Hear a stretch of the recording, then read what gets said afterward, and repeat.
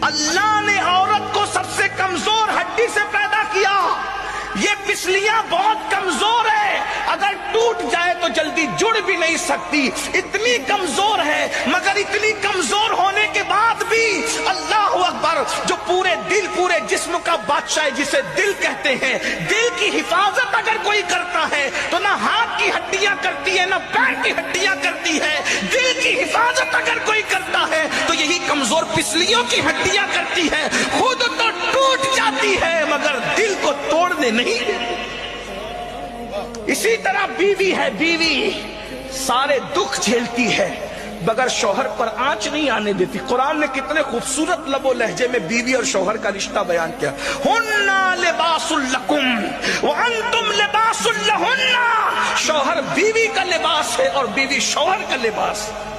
لباس کسے کہتے ہیں؟ موت